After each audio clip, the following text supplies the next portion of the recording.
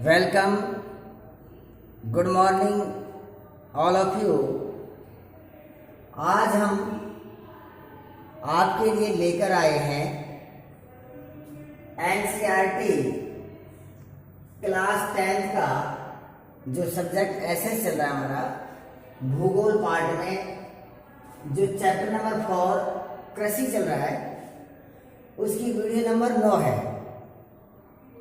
आज हम अध्ययन करेंगे, आज का जो हमारा प्रकरण है, टॉपिक है वैश्वीकरण का कृषि पर प्रभाव। कि जो वैश्वीकरण हुआ है, भूमंडलीकरण हुआ है, जिसको हम इंग्लिश में ग्लोबलाइजेशन बोलते हैं, उसका कृषि के ऊपर क्या प्रभाव पड़ा है।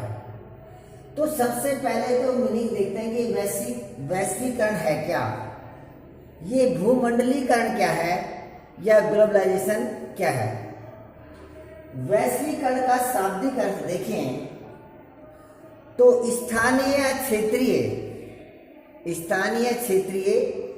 वस्तु या घटनाओं को,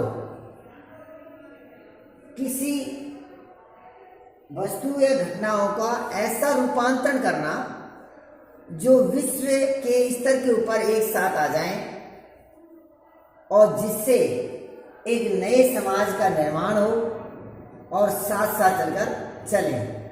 या हम ये कह सकते हैं कि वैश्वीकरण में जो बहुउद्देशीय कंपनियां हैं, जो मल्टीपर्पज जो कंपनियां हैं,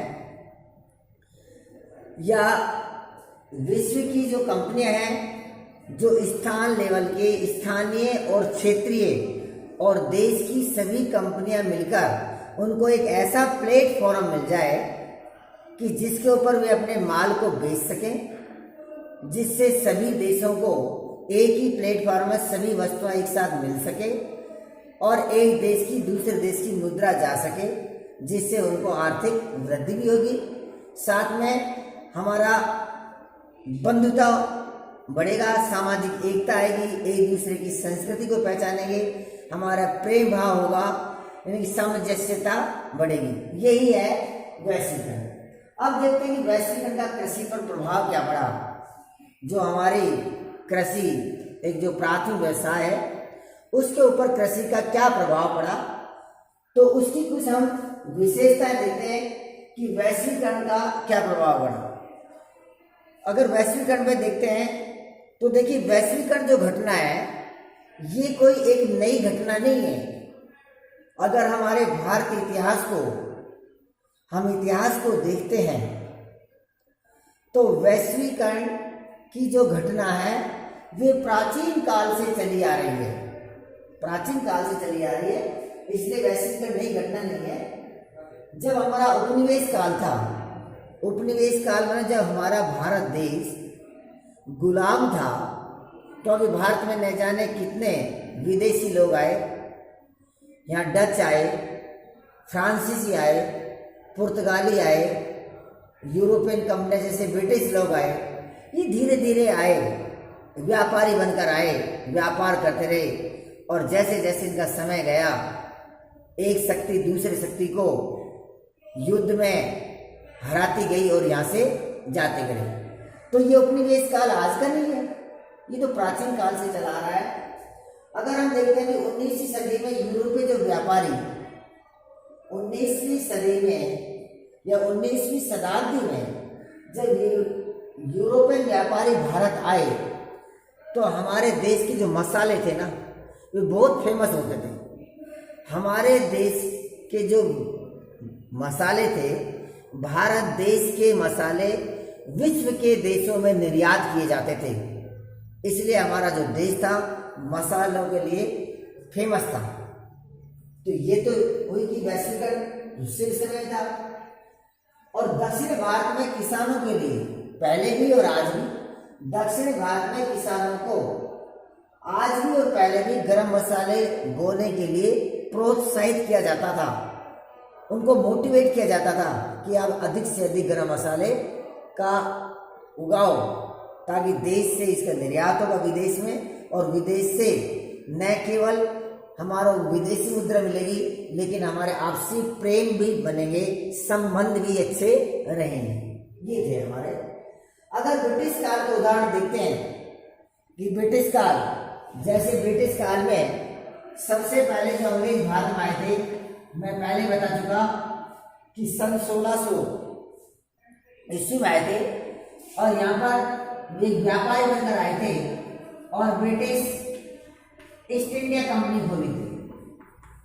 ईस्ट इंडिया कंपनी की स्थापना की। सबसे पहले अंग्रेज भारत में आए थे सन 1600 ईस्वी में, 1600 ईयर्स में। तो यहाँ पर आए तो एक व्यापारी बनकर आए थे और व्यापारी बनकर आए तो यहाँ पर ईस्ट इंडिया कंपनी खोली कि हम यहाँ से व्यापार करेंगे और कच्चा माल यहाँ के से लेके जाते थे और तैयार माल वहाँ से लाते थे। ब्रिटिश काल में दो स्थान थे जो सूती वस्त्र के उद्योग थे, क्योंकि भारत की जो कॉटन थी, जो कपास थी, भारत की जो कपास थी ये बहुत ही फेमस कपास थी। उसका जो रेशा था, जो फाइबर था, वे उच्च क्वालिटी का था, लंबा बढ़ने वाला था। इसलिए भारत की कपास के प्रति अंग्रेज लोग प्रभावित हुए कि भारत में जो कपास निकलती है वे अच्छे रेशे की है, अच्छी क्वालिटी की है, अच्छे गुण की है। क्यों ना इस कच्चे माल को ब्रिटिश में अंग्रेज अपने देश में, इंग्लैंड में लेके जाएं और उस से तैयार माल बनाएं और वापस भारत को या अन्य देश उसको बेचें ताकि उसको आमदनी हो।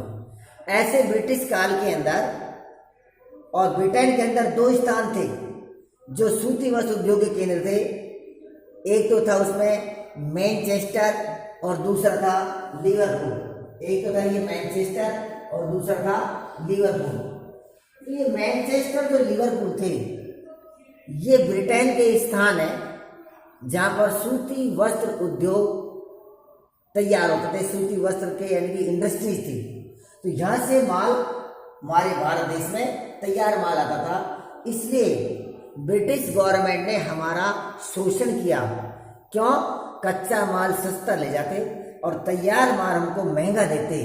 इससे हमारे भारतीय किसानों की दुर्दशा होगी, उसकी आर्थिक स्थिति गिर गई।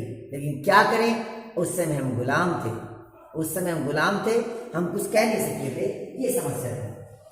ये एक स्थिति देखी जाती है 1917 की कि चंपारण में जो 1917 है, 1917 की घटना है। चंपारण एक स्थान है बिहार के अंदर, चंपारण और चंपारण है बिहार में। क्योंकि जो 1917 का जो चंपारण जो बिहार के अंदर है, ये महात्मा गांधी ने एक आंदोलन चलाया था।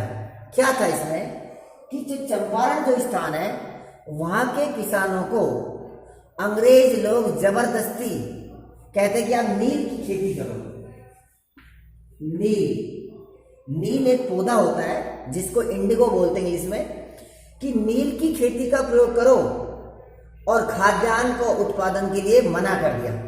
क्योंकि चंपारण के जो किसान थे वे तो चाहते कि हम खाद्यान्न उत्पादन करें ताकि हमारे परिवार का और हमारे देश में खाद्यान्न की उन्नति हो, हमको भोजन मिले। लेकिन अंग्रेज नहीं चाहते थे। क्यों? क्योंकि उस समय 1917 में हम अंग्रेजों के गुलाम थे। इसलिए वे चाहते थे कि नील की खेती करें और नील का जो पौधा है वे सूती वस्त्र उद्योग बनाने में काम आता था। सूती वस्त्र उद्योग। इसलिए अंग्रेज तो चाहते थे कि चंपारण के किसान नील की अधिक से अधिक खेती करें, जिसको हम यहाँ से कच्चे माल के रूप में लेके जाएं कहाँ पर, मैनचेस्टर लिवरपूल में, और अपना सूती वस्त्र उद्योग अपनाएं, उसको बढ़ाएं। लेकिन महात्मा गांधी ने इसका विरोध किया, इसलिए चंपारण के नाम से जाना जाता है। तो ये था सूती वस्त्र उद्योग के लिए। अगर आप नेक्स्ट देखते हैं इसमें और तो चावल, कपास, रबड़, चाय और कॉफी और जूट और मसाले मुख्य उत्पादक है ये हमारा जो भारत देश है, चावल, कपास, रबड़, चाय, कॉफी, जूट, मसाले का मुख्य उत्पादक है।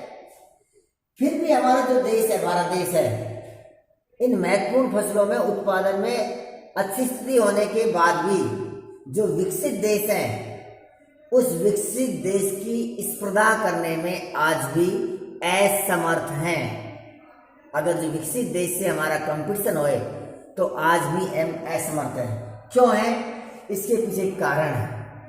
क्योंकि विकसित देशों को जो सब्सिडी है, जो सहायता है, वे कृषि के ऊपर बहुत अधिक मिलती है, जबकि विकसित देशों की बजाय हमारे भारत देश में कृषि के ऊपर जो सब्सिडियां हैं, जो सहायता है, वे बहुत कम मिलती है, ना के बराबर मिलती है। इसलिए हमारे भारतीय किसान का खेती करने में इतना दिल नहीं लगता जितना विकसित देश करना चाहते हैं। और यही कारण है कि आज हमारी जो कृषि है वे धीरे धीरे पिछड़ती जा रही है।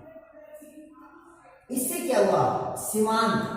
सीमांत और जो छोटे किसान हैं, सीमांत और छोटे किसान की स्थिति सुधारना बड़ी एक चिंता का विषय है। क्योंकि जो छोटे किसान हैं, जिनके पास जमीन कम है, जिनके पास में सिंचाई के साधन नहीं है, अच्छे बीज नहीं है, बहुत से कारण हैं, नहीं होने के कारण वे आज भी उनकी स्थिति अच्छी नहीं है। वे आज भी इस समस्या से जूझ रहे हैं, परेशानियों से जूझ रहे हैं। अगर हरित क्रांति का देखें वादा, हरित क्रांति आई थी कि कम समय में अधिक उत्पादन किया जाए, अच्छे अच्छे बीज आए, HY सीड्स का प्रयोग हो और लाभ अधिक हो। लेकिन हरित क्रांति का जो वायदा था, जो प्रॉमिस था, वे सफल नहीं हो पाया। क्यों? क्योंकि वे सीमित क्षेत्र तक लागू हुआ, वे पूरे भारत देश में नहीं फैल पाया। और हरित क्रांति से अधिक लोग, यानी कम समय में अधिक उत्पादन से रासायनिक खादों, बीजों, रासायनिक खाद है, बीजों है, उर्वरकों, कीटनाशक दवाइयों और केमिकल्स का, इनका प्रयोग करने से हमारी भूमि की जो उर्वरकता, जो शक्ति है, वे खत्म हो गई। क्योंकि वादा तो यह था कि हरित क्रांति के माध्यम से कम समय में अधिक उत्पादन करेंगे, अधिक पैदावार करेंगे। तो क्या क्या नए नए रासायनिक खाद, बीज, उर्वरक, कीटनाशक दवाइयां लगा लगा के हमारे कृषि को, यानी कि एक तरह से जहरीला बना दिया। आज जो बीमारियां फैल रही हैं, इसका यही कारण है कि आवश्यकता से अधिक रासायनिक दवाइयों का प्रयोग करने से ये कृषि के ऊपर प्रभाव पड़ा है। आज हमें जीन क्रांति शब्द का प्रयोग, एक फेमस है जीन क्रांति। हमें जो जीन क्रांति है, उस जीन क्रांति को का प्रयोग किया जा रहा है, जीन क्रांति। क्या है ये जीन क्रांति? जीन क्रांति का शब्द है जेनेटिक इंजीनियर, यानी आनुवांशिक संशोधित करके नए संकर बीजों का तैयार करना, नए बीज करना।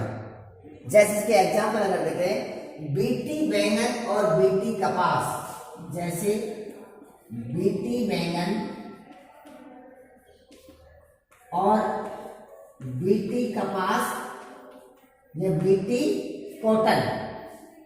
बीटी मतलब एक मृदा में एक ऐसा जीवाणु होता है उस बीटी नाम का, कि उससे उस मृदा में जीवाणु के माध्यम से तैयार किए जाते हैं। इस प्रकार से ये जो जीन क्रांति है, वे जेनेटिक इंजीनियरिंग के माध्यम से नए संकर बीजों का प्रजनन करने के माध्यम से उसके आनुवांशिक गुण जो है वे परिवर्तित करके ऐसे बीज तैयार किया जाए जिससे अधिक उत्पादन हो सके।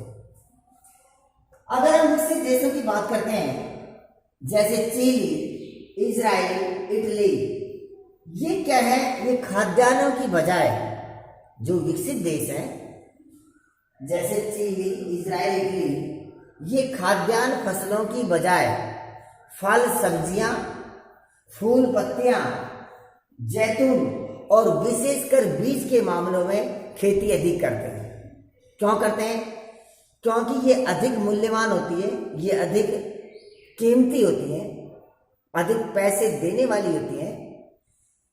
तो ये जब अधिक पैसे देने वाली होती है फल, सब्जियां और जैतून, तो इनको ये निर्यात कर और उसके एक्सचेंज, उसके बदले में ये खाद्यान्न का आयात कर लेते हैं। इसलिए ये देश, विकसित देश, अपने बुद्धि के माध्यम से अपने कृषि के पैटर्न को या प्रारूप को चेंज किया है। हमें भी ऐसा करना चाहिए। हमारे भारत देश को भी विकसित देशों की जो अच्छी नीति है उसको अपनाना चाहिए कि हमें क्या करना चाहिए। हमें भी खाद्यान्नों के उत्पादन के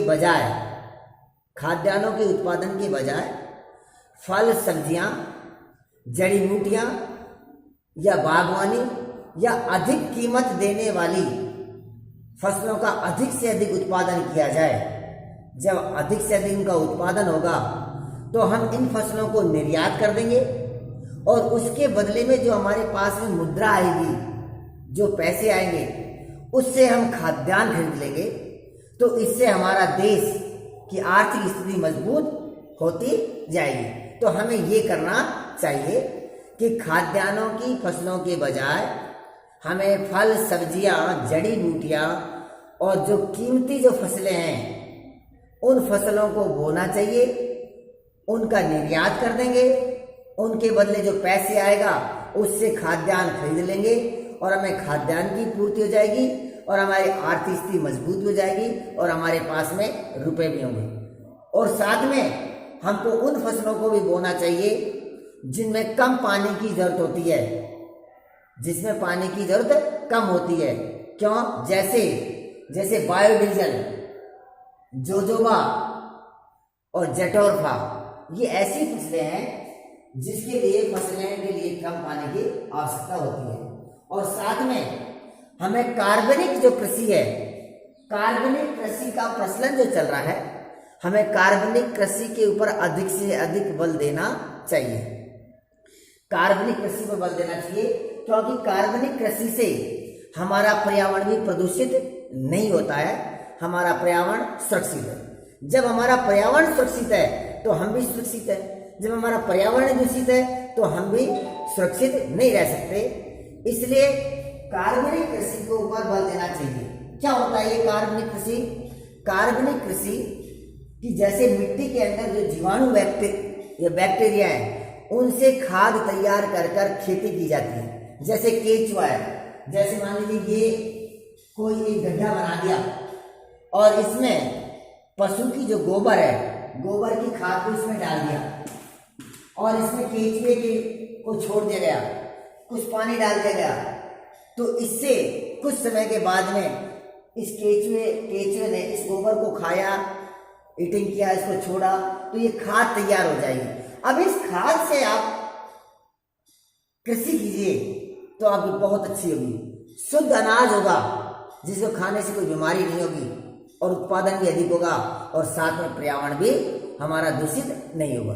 ऐसे ही जैसे मान लीजिए गड्ढा खोदा, इस गड्ढे में प्राकृतिक वनस्पति के जो अवशेष हैं, जैसे नीम की पत्तियां, नीम एक पेड़ होता है, नीम की पत्तियां या अन्य पत्तियां इसमें डाल दिया, पानी डाल दिया, इसको ढक दिया, इसको कवर कर दिया। ढकने के बाद में जो खाद डाली, जिसमें गोबर की खाद या नीम की पत्तियों को डालने के बाद में कुछ समय बाद ये गल जाएगी। गलने के बाद में जब ये खाद हो जाएगा तो उससे कृषि करिए।